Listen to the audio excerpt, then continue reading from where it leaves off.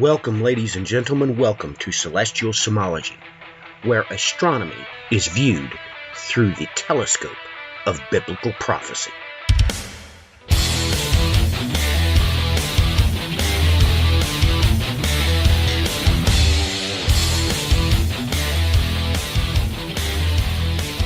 Welcome, ladies and gentlemen, welcome to the program. We are your hosts, Joe Muzidla and Matthew Miller. It's good to be with you.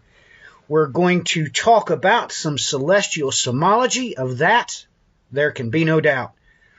We're going to talk a little bit about celestial mechanics, what's going on in the heavens, and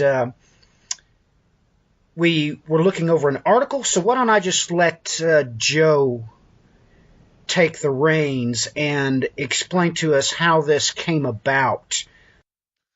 Okay. Let's see. This one was in Universe Today, Space and Astronomy News. It was an article, came out December 28th of this year, and it was it kind of got a picture on the top of it. But anyways, something twice the size of Earth slammed into Uranus and knocked it over on its side.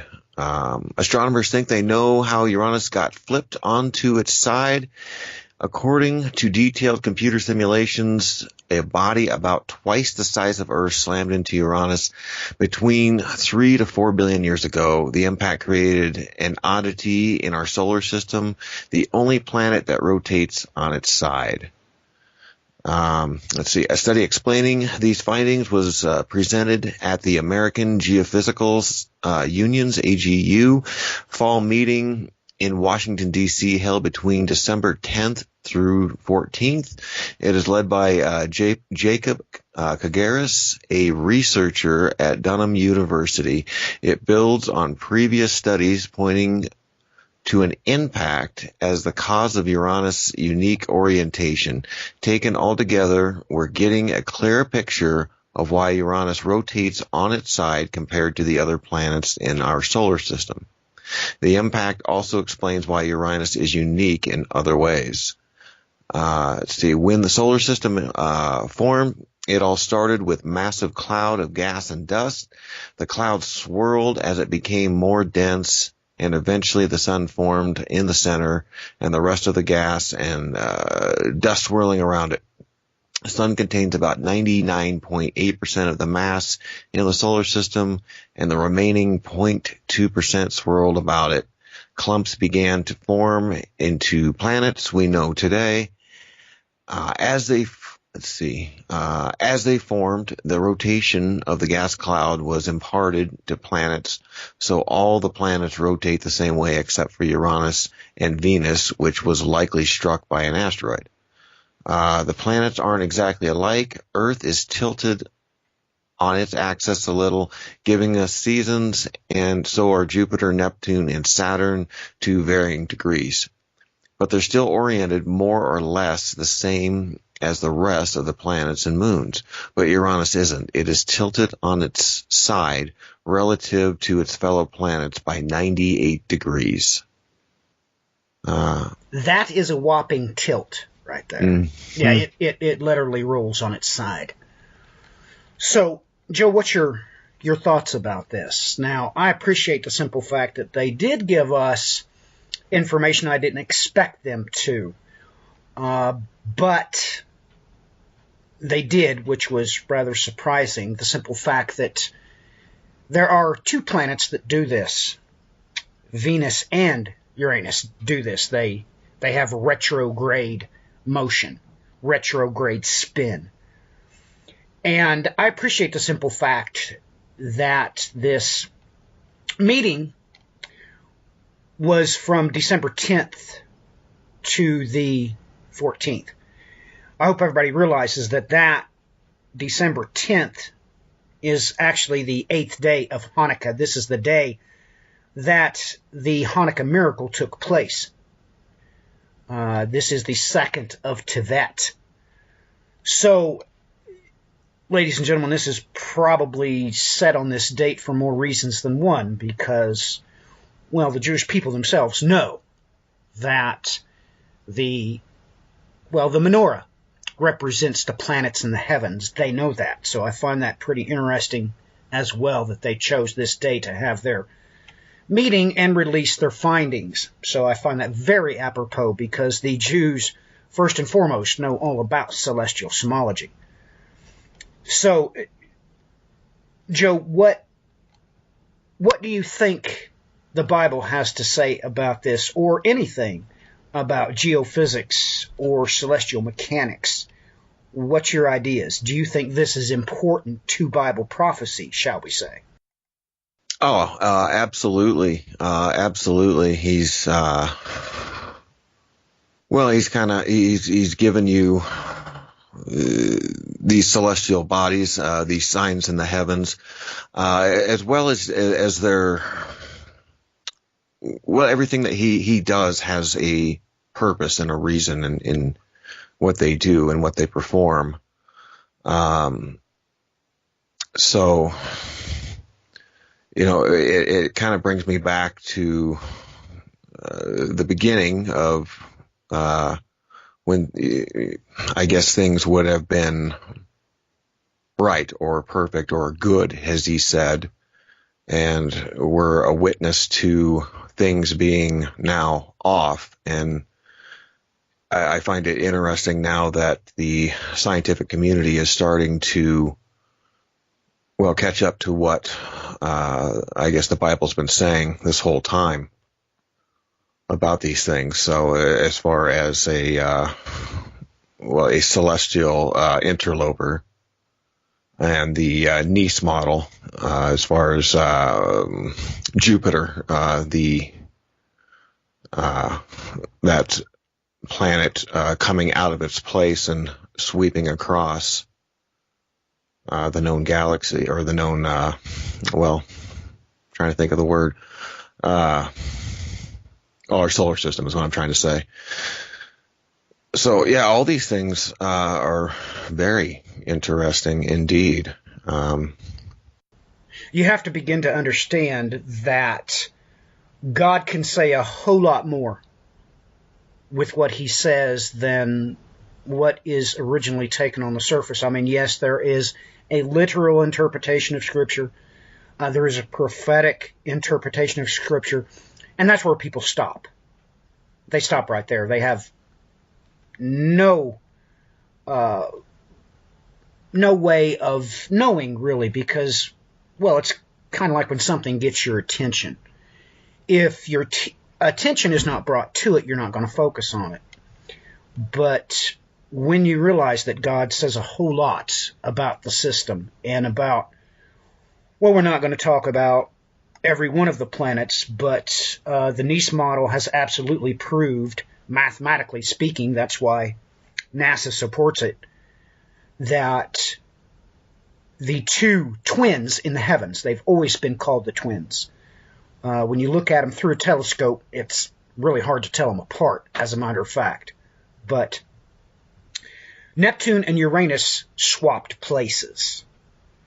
Now, when you take a look at the seven churches in Revelation and realize that they're actually talking about celestial mechanics and celestial bodies, that puts this being the church and the message assigned to Philadelphia. This is Uranus. And something will grab your attention.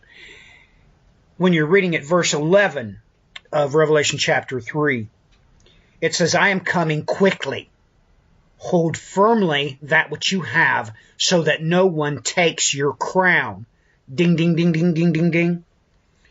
Now, whenever you look at the celestial objects, take note that,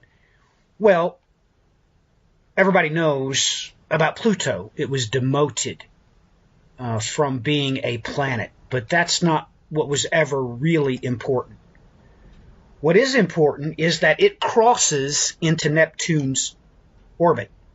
It crosses the line and comes into Neptune's orbit. Now, just this year, I was doing more research on this because it was released in June of 2015 that Pluto and its moon, Charon, share a common center of gravity, i.e., they go around each other, and it is a beautiful dance. You can get this on the web, but this news article is from sciencenews.org.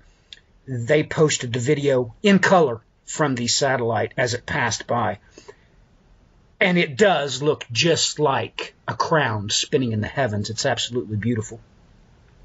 You begin to realize, utilizing celestial symbology, that that's exactly what happened. That, well, ladies and gentlemen, looking at this in this light, you get a hint and a clue that when they swap places, Neptune stole Pluto and Charon from Uranus. And that makes this off the charts. And when you really get down to it, you realize why verse 13 says what it says. This is going to be one of the final events, and then the assembly is made clear. So you're also told here that Jupiter is going to do its grand tack quickly. Now, there's no debating that Jupiter had a grand tack and that the fifth gas giant Nice model, already posted by NASA, mathematically speaking, it's been proven beyond a shadow of a doubt. But here we're told that Jupiter is going to come quickly. So it's during this machination that obviously Uranus is not going to lose any of its crowns. But when we look at this prophetically and realize that these last two churches are actually the twins, which has many representations in the heavens. Take for note that the twins in the heavens, the constellation, that represents them both. They both have separate representations among the constellations. One is, of course, Aquarius, which represents Ganymede when he was taken by the eagle to heaven to be the cupbearer of the gods. And as a matter of fact, that's exactly what God intends to do. And it just goes on and on and on. The information that can be gleaned here. Take note that verse 12 states that he who overcomes, I will make him a pillar in the temple of my God, and he will go out from there no more, which is exactly what happens.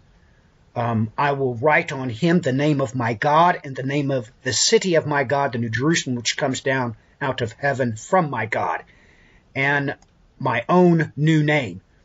You know exactly who he's talking about. There is no debating who he's talking about.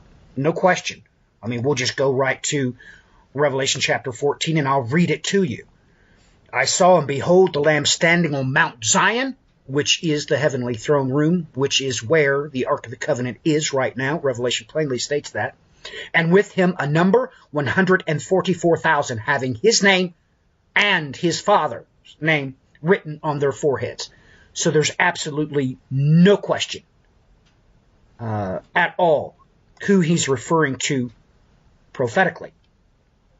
There's just no doubt about it. Now, that's a whole lot of information. Yes, this plays part and parcel with, well, the celestial scapegoat.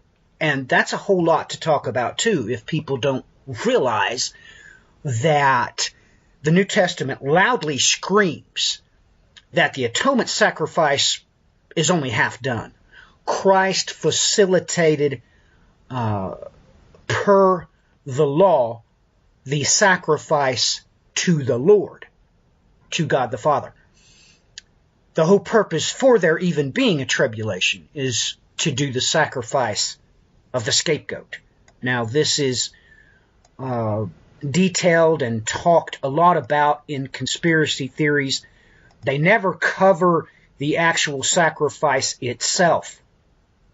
They only talk about the simple fact that this is where, in Hebrew, the proper name Azazel lies, the scapegoat. But we have to remember, ladies and gentlemen, that that second part of the atonement sacrifice is the whole purpose, is the whole reason for there to be a tribulation in the first place. So basically, we're seeing representation of the 144,000 in a celestial body, as well as, so these two swap places. One is going to get his crown.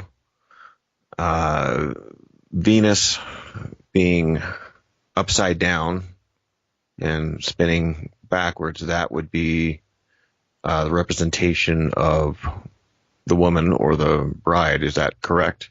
That is not only correct, that has always been the case. Okay, so let's lay down some history, Joe. Okay. The Babylonians, you name it. Mm-hmm. It doesn't matter where you go in history. Venus always represented the woman, just like in the heavens. Of course, everybody knows about the constellation that represents the woman there, Virgo. There's also the queen, Cassiopeia.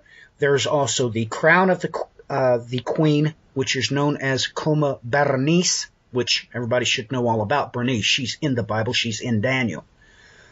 So, yes, this has always been the case. And you have to realize that this is why Revelation chapter 12 starts out with celestial symbology. God is forcing you to accept what he's trying to give to you. Or he gives you a heads up. Let's put it that way. That's the whole reason why Revelation states it the way it does. And beyond any shadow of a doubt, Venus represents the woman in Revelation chapter 12. And Uranus represents, that's right, ladies and gentlemen, the male child, the Emmanuel prophecy. Isaiah chapters 7 and 8, beyond any shadow of a doubt. Of course, this is also the whole reason why Obadiah was written. We have to realize what the pyramid scheme has done. And by pyramid scheme, I mean the utilization of currencies. Whoever runs the currency runs the planets, not politicians. And it hasn't been for quite some time. So we have to realize that where we are at is, of course, Edom, whose summit is Mount Esau, and whose capital is Babylon. That's where we're at right now.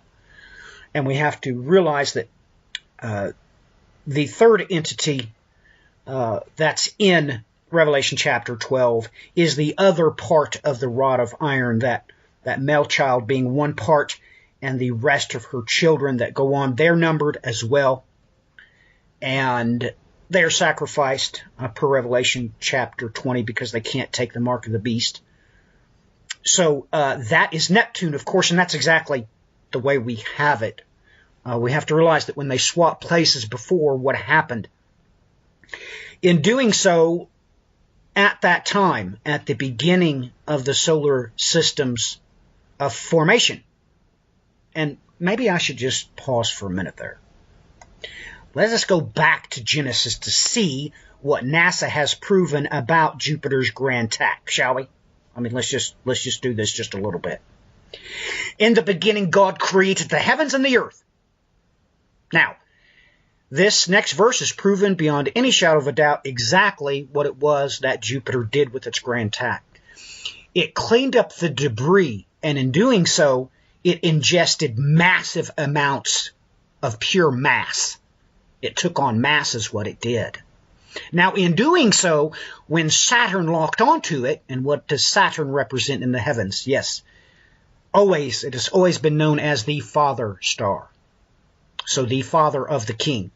We know beyond any shadow of a doubt that it pulled Jupiter back out to its present location, in doing so, clearing the path for Earth to form. This is beyond any shadow of a doubt. This is exactly what happened. So, Genesis chapter 1 and verse 2. Now the earth was formless and empty. What did he say? What did he mean? Exactly what you can get from NASA. Exactly what I just stated. As Jupiter come in, it compressed all the debris closer to the sun, what we call the inner solar system. And then the Father reached out and grabbed it and pulled it back out into place. So the earth was formless and void, And then Jupiter got pulled back out to its proper place, allowing the earth to form. Verse 3, God said, let there be light, and there was light. Of course, we can go. We all know that that's talking about Christ the King. In the beginning was the Word, and the Word was with God, and the Word was God. Do you remember that, Joe? Yes, sir. John, the first chapter. What's he stating here? Well, as soon as Jupiter got back to its place, God said, let there be light. There was order. Now, NASA's already proved everything that I have stated mathematically. They've proved it mathematically. This is exactly what God did. And he's given us this highly detailed information. Okay, yes, the passages that we have read so far is literal, and it also has a prophetic interpretation, usually more than one prophetic interpretation. But now you have to understand that God's actually delivering a fantastic amount of highly technical, celestial, mechanical knowledge. And it's enough to blow you away, but let's get back to what happened. Uranus, it comes inward bound. It comes into the womb, shall we say. Neptune went out into the deep. In doing so, it stole Uranus's crown, Pluto, and probably some other used-to-be moons of Uranus as well. When it did so, you realize going the wrong direction was very devastating to Neptune. It would have incurred massive amounts of debris that was outside of Jupiter and Saturn's sphere of gravitational pull. So as it went back out to its place, it literally got pulverized. Once again, you can prove that's exactly what would have happened mathematically with the common mass ratio of all celestial objects in the solar system. So prophetically, Neptune died. It was obliterated. It was marked. Now, when this takes place again, when we actually see the sign of the Son of Man coming in great glory, which you are literally going to do, Joe. Mm-hmm. Of course, we know that God takes this male child and snatches it to heaven. Hence, they swap place and it ascends, Joe. It ascends. It's going to be the outer one. And the younger, okay, will be served by the older. So when they switch places prophetically, well, now you understand why that male child gets snatched to heaven. When they swap places, Uranus becomes the furthest planet out. Mm-hmm. It's closest to heaven as you can get. So, absolutely off the charts. That I appreciate the article and the way it was written. Did something hit Uranus? Did something hit, Venus? No, you can't prove that. We have no historical data pertaining to not only the gravitational influences, we don't have the mathematics dealing with the past mass either one of those two planets would have displayed.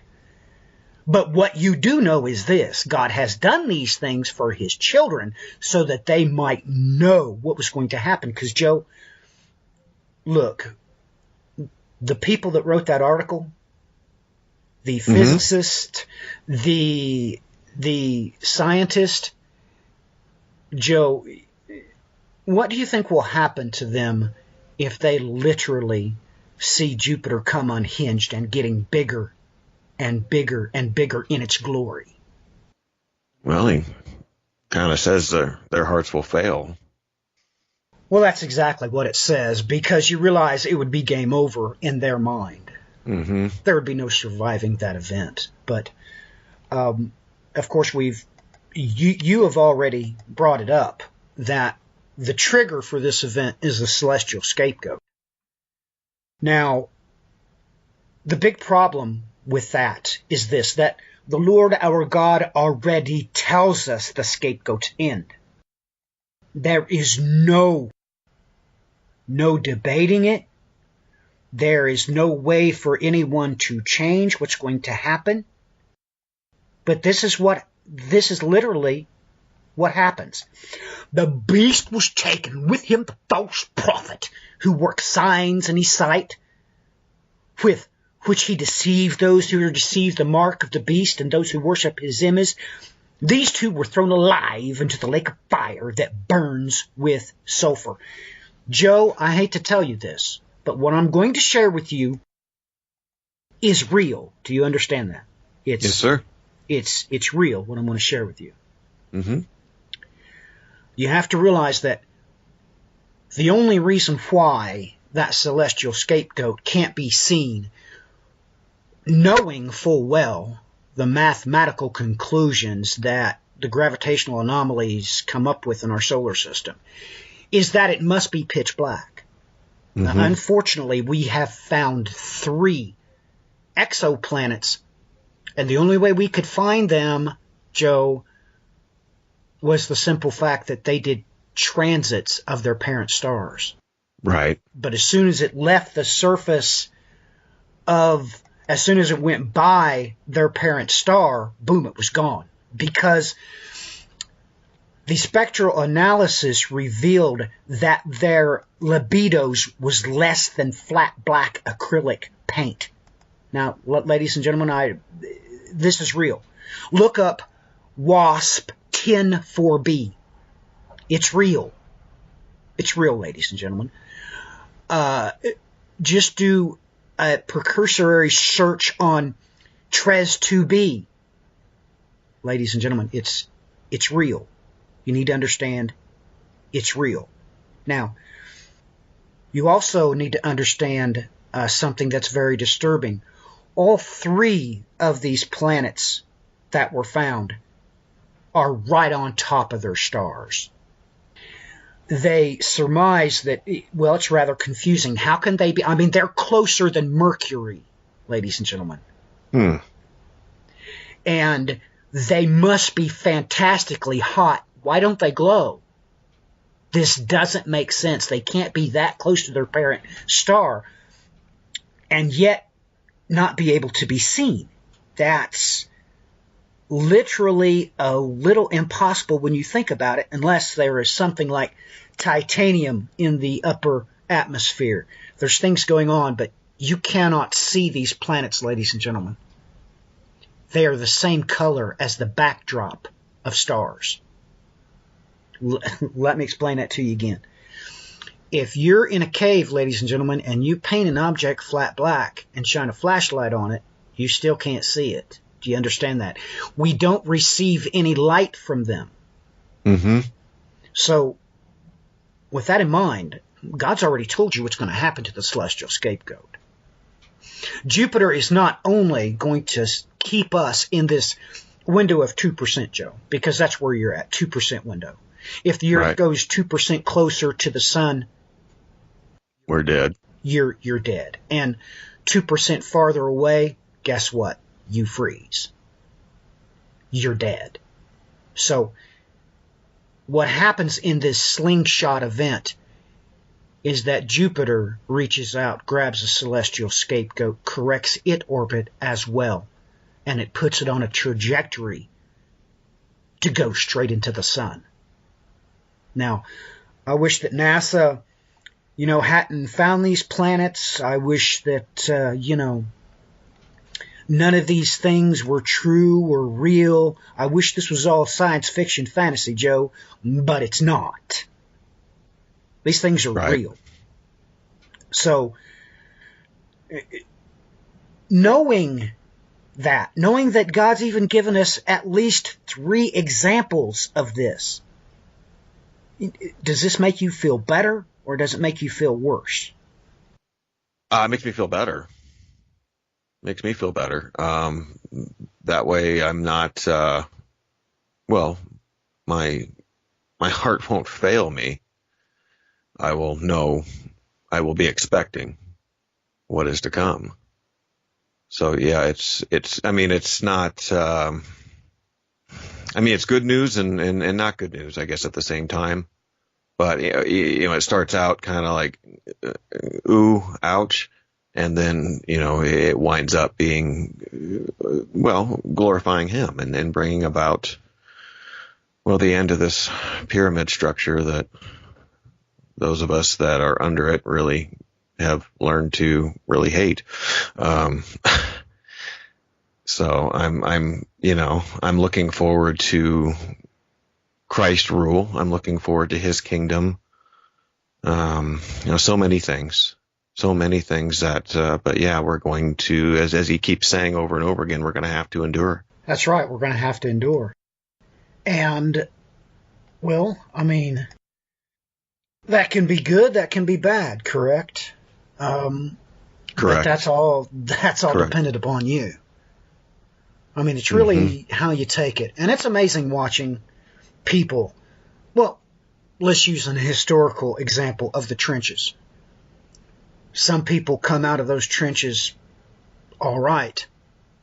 Other people never really come out of those trenches in World War I or World War II. They never really come out of the trenches. They stayed there. But it all depends on, well, I think that you put it properly, your faith.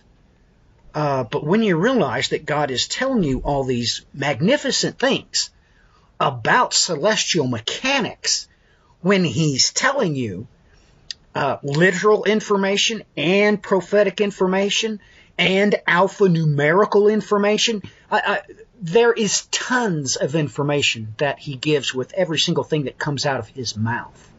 Because, well, he's God. So we will probably never know everything it says until we enter the kingdom of heaven, which is that 1,000-year reign of Christ, which is when we are changed. So it's exciting for me to look into the heavens. I already know what the Bible says, so I look for God to tell me about it in the sciences. And he always does. He always does. And, I was waiting for all these things to become breaking news very long, 20 years ago. Joe, you have to take this to the bank that I've always known that, well, ladies and gentlemen, guess what? You think that the planets go around the sun's equator, right? Oh, no, it don't. Something has tilted the sun 7 degrees off its axis. That's why they know exactly where to look for the celestial scapegoat. They know its angle. They know its orbital path is not flat down on the orbital plane or the ecliptic. It's tilted. Off of the sunspots, yes, isn't it? Yes, you can clearly see it. It is not at a 0 degree axis. So we know the celestial scapegoat is there. We know that's what did that. And it's exciting to follow, the space news, knowing full well God's already told us what's going to happen. And it's going to be exciting to me. And it's too bad that most people don't realize that. And when they see something like, Jupiter over the days getting bigger and bigger and bigger, and then there's going to come a point where they're going to have to release the information. They're going to have to. And it's amazing how everything's normal now, Joe. Right. It's absolutely ridiculous. Now the fish kills they're normal. Dolphins washing up with burn marks on their back because the sun was so hot. No, that's normal. Entire schools of fish dying, and they bring them up and test them, and they're like, why wasn't the ocean oxygenated? Well, that's normal. Everything's normal now. And it just absolutely blows me away. But what's your thoughts on that? That now everything's normal. No matter what happens, it's normal. Well, it's. I think one that they have to keep the panic level down. I would imagine that would be their Well, at least some. I can't speak for all of them. I don't know, but I would think that some of them are afraid that it would ensue mass panic, which was, I think they know full well the things that are coming, and it kind of made me think about that wall that they're wanting to build between the North and the South, bringing the troops back home.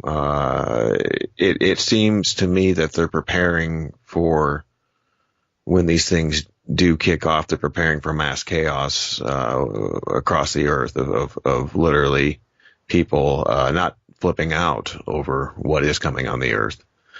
Or the signs in the heavens. So that's kind of my thoughts. I don't know, I can't say for sure, but that's where my mind tends to go of looking at the different things in the headlines. And it's interesting. Today was, do a weekly Bible study, and we were discussing that very thing of what is normal now. And we were talking about the weather patterns, and especially in the state where I live, of how, I could bring up article after article of the snowpack reducing over the last 12 years, in the mountains. And that's scary. That's scary. The Colorado River, feeds, several states downstream.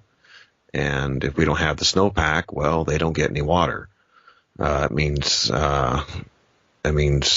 crops die, and if our food sources are dying at an alarming rate, that should be alarming to us. So we were talking about, our food sources dying at an alarming rate today in Bible study, is we have to discuss these things. We have to talk about them. We have to have them on our radar.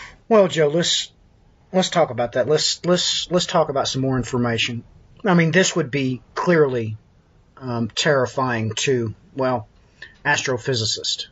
But you have to realize that, Joe, we are also prophetically told what happens to the false prophet. Revelation chapter 8 and verse 8, the second angel sounded, and something like a great burning mountain was thrown into the sea. 1/3 of the sea become blood. Now you know. Joe, I talked about it before, but this is the proof in the pudding. This mountain is obviously a crown of the scapegoat. It is obviously something in its orbital trajectory. And you have to realize that this is proof in the pudding that Jupiter drastically alters its course to cause it to dive into the sun, because Jupiter has managed to take one of these scapegoats' crowns or moons. Of course, this can, for instance, Uranus. A lot of the objects surrounding, orbiting Uranus, you would not call a moon. It's too small. But here is proof in the pudding as to where Jupiter is inbound for. He is coming toward Earth's orbit. And, that exchange, it rips off one of the scapegoat's crowns, or the crown. We don't know how many crowns it would have, or how many moons, how many orbital objects it would have. But here you get the prophetic information as to, what I read to you before the end of the game. They're both thrown into the lake of fire. So this information would be quite terrifying. If an astrophysicist was to believe that an asteroid was to have a deep impact. Now, you and I both know they all believe that would be in-game, correct? I mean, they're terrified of that happening. And if they realize that this is literal, it is prophetic, and it is also, astronomically speaking, going to happen, it makes you wonder if... Well, Joe, let's talk about backyard, astronomers. You realize that for $1,500 you can get a top grade telescope, right? Oh, yeah. Joe, what would you think if you were tracking an object through the heavens that was coming straight for Earth, but it was orbiting something, and you noticed that it was going around and around something, but you couldn't see it? Oh, Joe. Imagine you're looking up from your backyard, and you're not telling anybody about it, but you keep seeing this bright object. You have the wherewithal to do the calculations. You know it's earthbound, but it's only visible half the time. What's that tell you?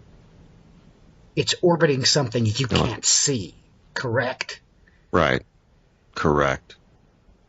No, that would be terrifying. That would, if you really had the wherewithal, and you had the ability, you had the calculators, you knew how to produce the calculations, it very well could scare you to death. It very well could scare you to the point.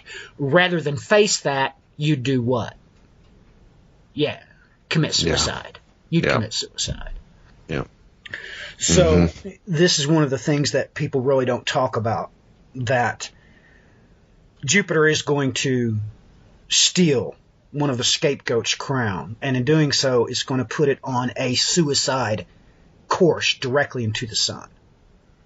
I mean, this is the whole purpose for celestial symbology. It's the whole purpose that God did exactly what he said he was going to do in Genesis chapter 1. He wasn't playing with anybody. He said exactly what he meant.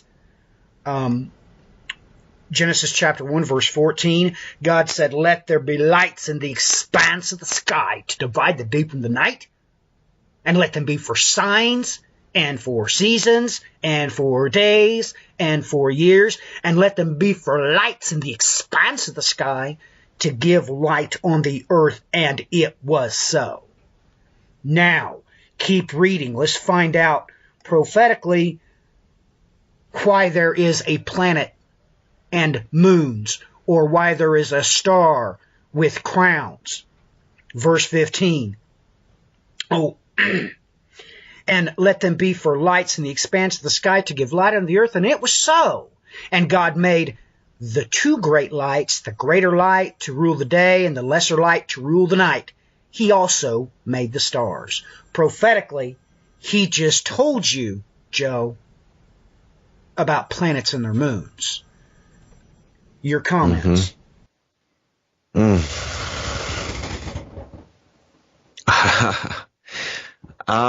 Wow. My comments on that. I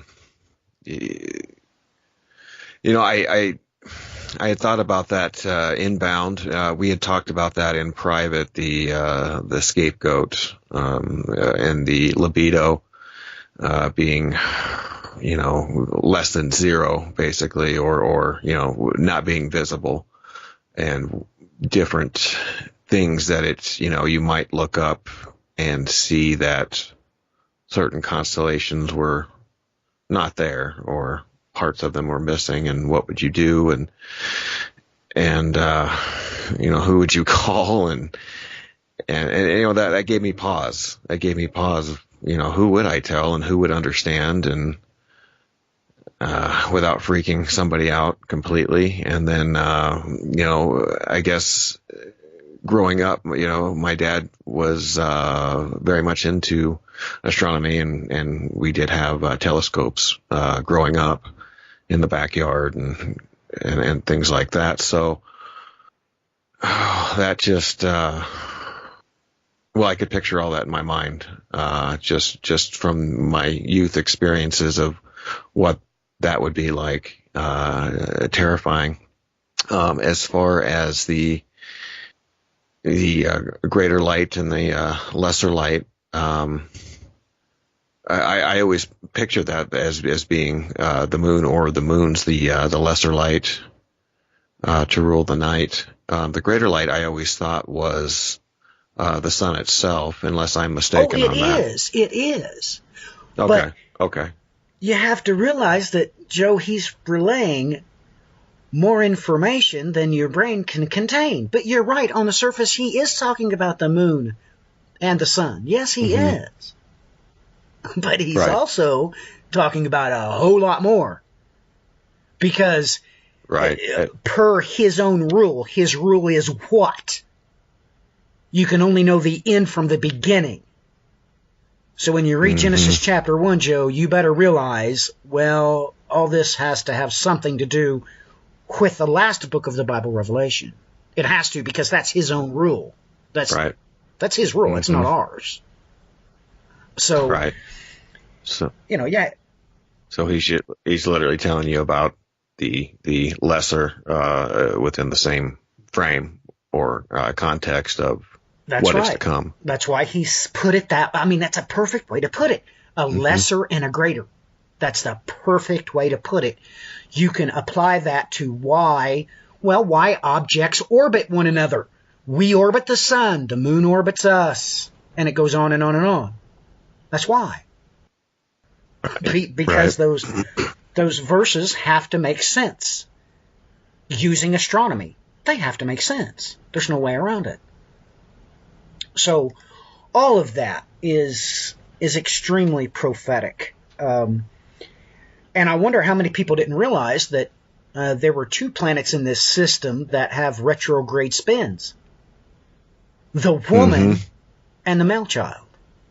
This male child that is going to ascend. It's going to be snatched to heaven. And I already read the verses proving to you that can only be talking about,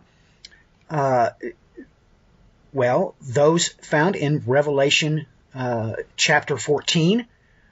And this must also prophetically be speaking about the same exact church of Philadelphia mentioned in the book of Revelation, chapter 3. It has to. Now, is this also Genesis 38:27? Why would you ask me about that particular verse? I'm very curious about that. Just because there was twins in her womb, and that's what when I was reading about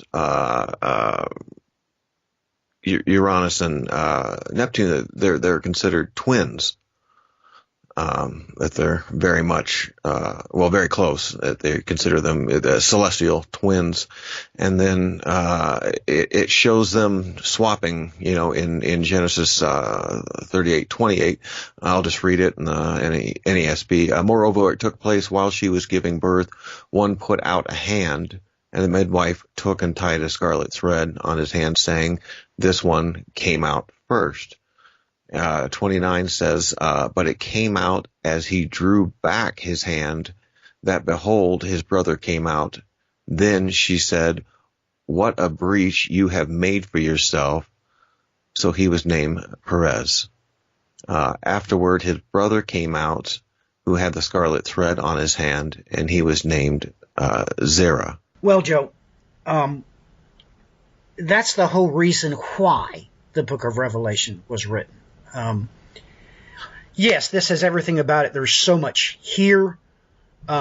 It's absolutely amazing that people don't realize that this must have been what Joseph was thinking about, because, of course, Judah planned to exercise judgment. And Joseph, when he found this out about Mary, that he was betrothed to, he was a righteous man, so he chose to put her away quietly. So you have to realize this has everything to do with the woman. So this is pure prophecy.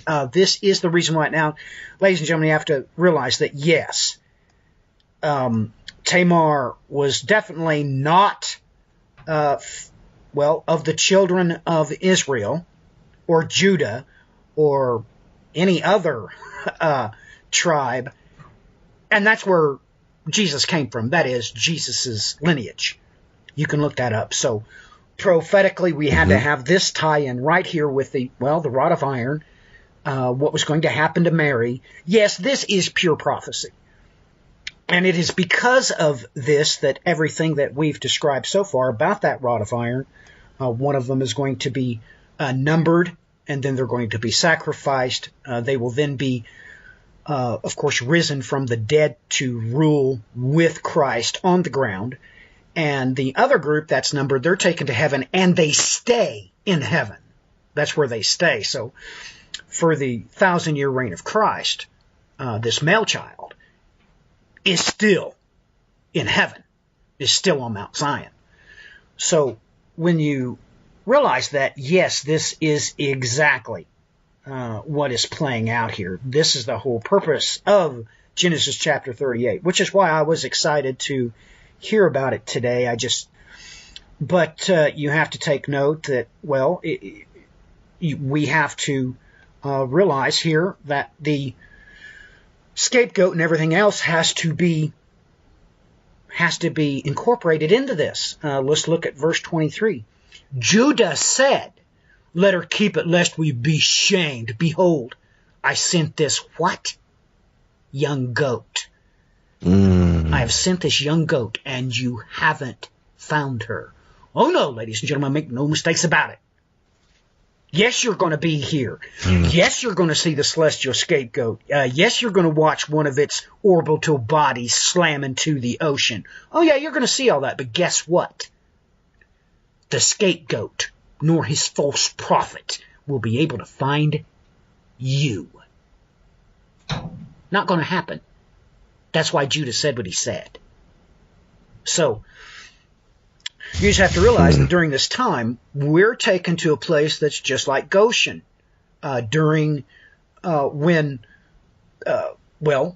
Pharaoh in Egypt was being knocked around by the Lord their God. Mm-hmm.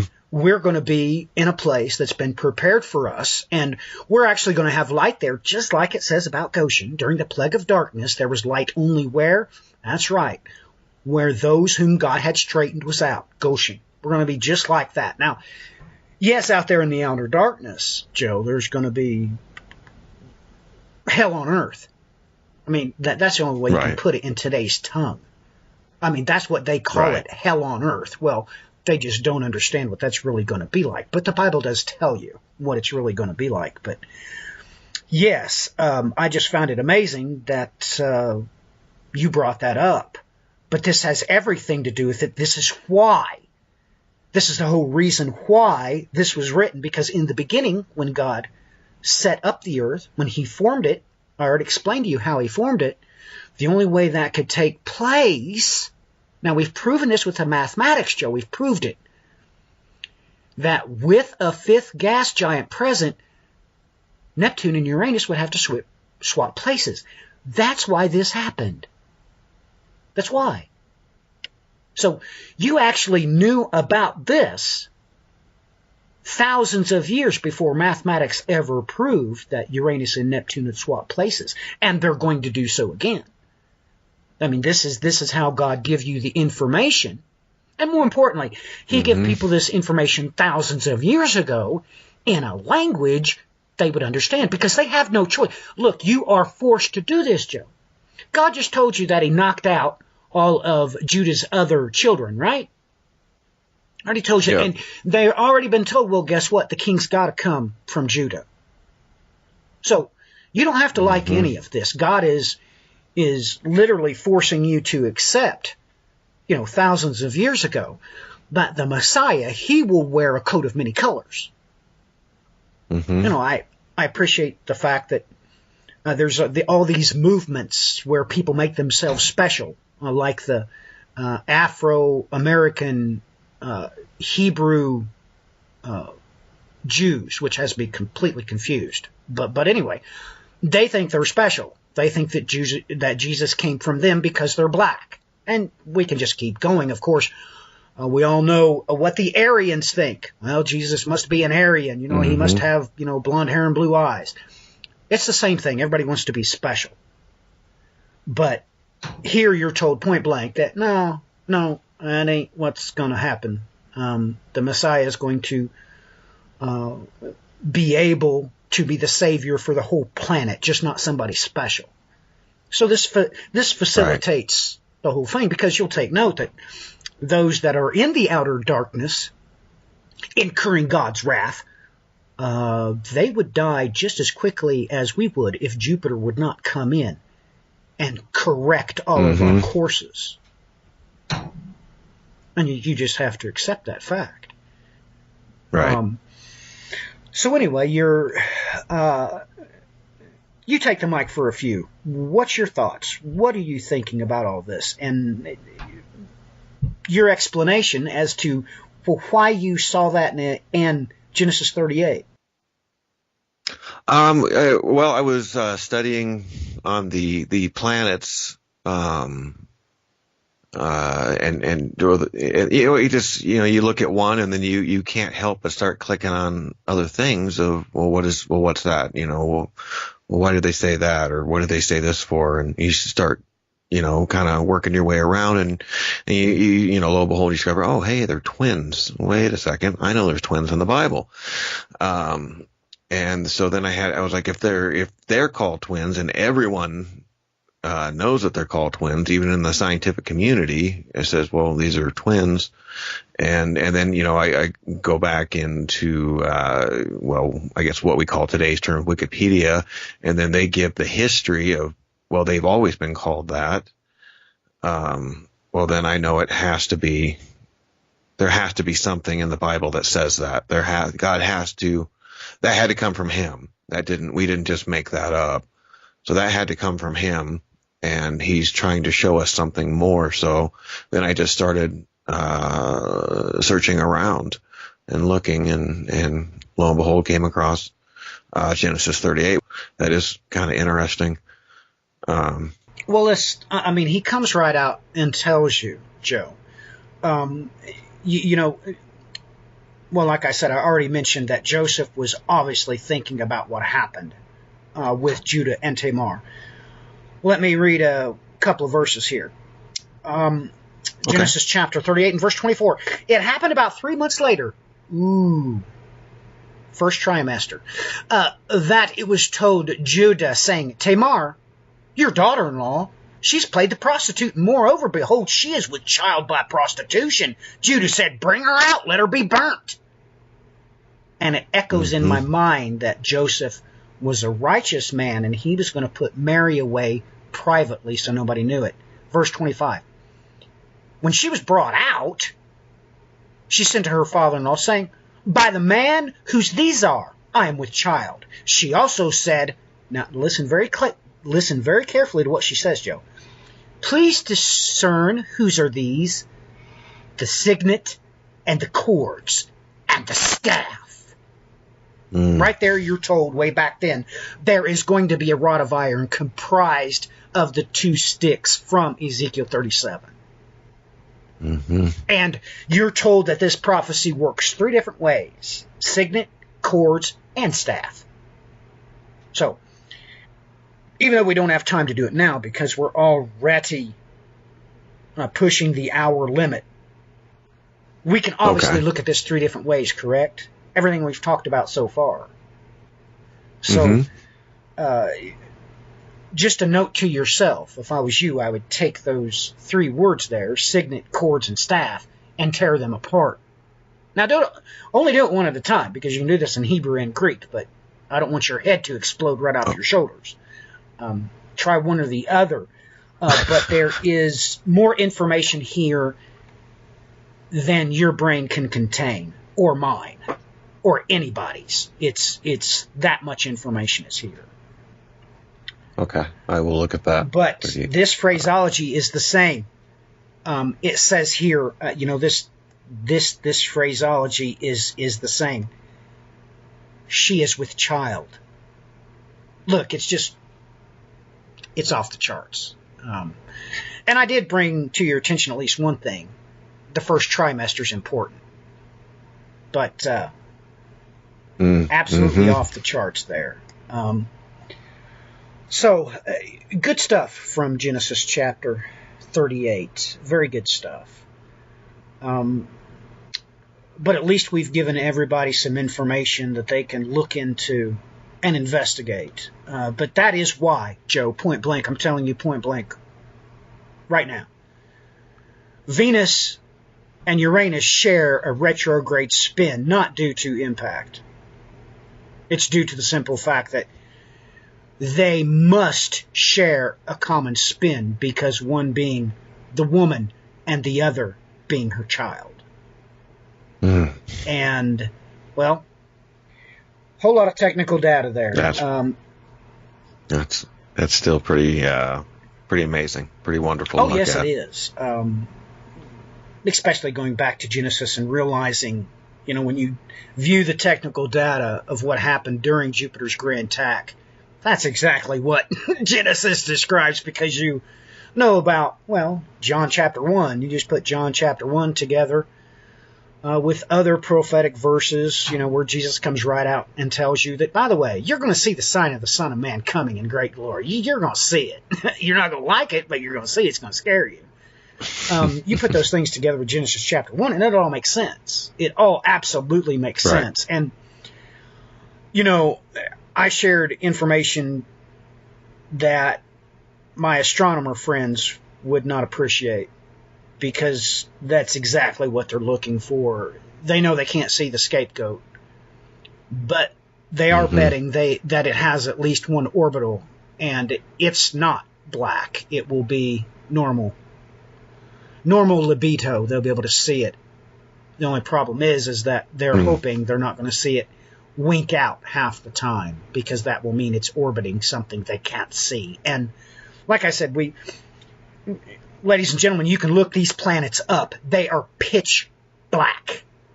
They have the libido, if you understand what that is. That's how much light they reflect. It's less than flat black acrylic paint. You can't see them. Even if they're right next to the sun, it won't reflect any light. You can't see it. The only way you can know it's coming is if it gets in the way of something else and blacks it out like a cloud, much like what happens during the full moon. If you have overcast sky, you still can't see the moon because something's in front of it, the clouds. Well, ladies and gentlemen, you'll take note where they're looking.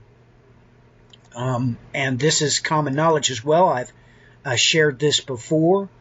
The simple fact that when you go to the websites and the researchers, let's just talk about the one that was published, looking for the celestial scapegoat. It was released in Earth sky that you should start looking toward Orion, which is the sign of the strike in the Bible. There's reasons why they're saying that the hunt is on, looking for the celestial scapegoat in the direction of the sign of the strike. But this is all true. It's all real. It's all going to come to pass. Well, because that's what God stated. So it is going to happen, Joe. But when you know, when you understand these things, whenever you, I'm sure you can get more than one documentary on what we've discussed tonight, and you can look at them, the mathematics, and prove them to be true. That's exactly what happened, is what we've described. You attribute those things to the Bible, God's holy word, and you come away scratching your head. Oh my goodness, these things are going to come to pass. And if I don't want to live through them, if they're too terrifying to me, we know what the alternative is going to be. They're going to take sleeping pills or whatever. But, this is real. The fifth gas giant Nice model, clearly, the mathematics clearly show 100% of the time, this fifth gas giant was ejected. And if it's anything like Tres 2b or none of the other ones I talked about, you're not going to be able to see it. Not with anything. It's not going to be detectable. But Jupiter is going to correct its course and send it slamming into the sun. And that'll be the end of the matter, is what that'll be. So, it's exciting, Joe. At least it's exciting for me to know and realize that all these things have been prophesied thousands of years in advance for my benefit and for your benefit and everybody's benefit. That's right. Really good news. So, I guess we better do closing comments, Joe. Any final thoughts? Oh my gosh. It's beautiful, and it's also, at least for me, it's somewhat, mind blowing.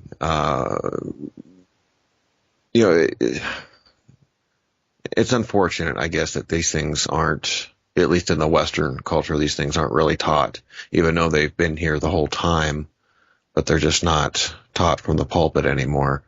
And, I get so excited when we get to look at these things, and even though I'm learning as I go, it's still, it's amazing. It's amazing to look at. It's beautiful to look at. I spent hours and hours just reading, ever since I saw this article, of looking over just all the different information, all the different data, looking over God's word, and then finding other things that maybe not pertain to this, but still, I've got pages and pages of notes once again, and I'm better off for it. I've got a lot more studying to do.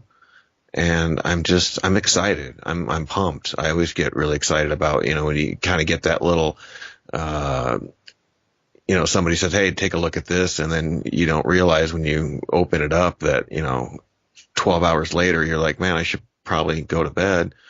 But it's awesome. It's really awesome. And I enjoy this more than well, another discussion. I enjoy this way more than anything else, sports or any of that stuff. So once again, thank you for everything that you do, Matthew. It's truly a blessing, and it's just an honor to sit with you and discuss these things. So, well, there is one more thing that I wanted to shoot across your path. You realize that. What's your thoughts on the plans for when they do find the celestial scapegoat? Their plans is to name it Hades. Your thoughts on that? That's interesting. Hades. Wow. That kind of goes along with what we were talking about earlier as the, I guess the hell on earth thing. Or that there will be a weeping and gnashing of teeth. That's kind of my thoughts, I guess. Well, this is absolutely fact of the matter. You can look this up on newscientist.com. Search this article from the 22nd of September 2011. Missing planet explains solar system structure. And I've already told you about this, ladies and gentlemen. We know this is why the sun is tilted 7 degrees. Off the ecliptic, off the orbital path. They know it. They have known it. But this article plainly states that the astronomers, its proposed name is Hades. And that should grab your attention, because naturally, if they do find it to have a moon, what would they call it? Thanos. Straight from the Greek. Because, of course, who follows one? That's right. The Greek states it very plainly. Hades and Thanos, or hell and death, whichever translations that you're using. But, well, Joe, as usual, I had a blast. Do you want to share your information, how to get a hold of you, and all that good stuff, please? Yeah, you can get a hold of me on Facebook. It is joe.muzydla, MUZYDLA.9. On Twitter, jmuzydla, and then my email is kind of odd, but it's what4401 at I almost messed up. What4401 at gmail.com. So that's WHATFOR, then the numerals 401 at gmail.com. Well, ladies and gentlemen, I do hope that you enjoyed, and I do hope that we inspired you to dig deeper into the Bible, God's holy word. Until next time, ladies and gentlemen, God bless. Godspeed.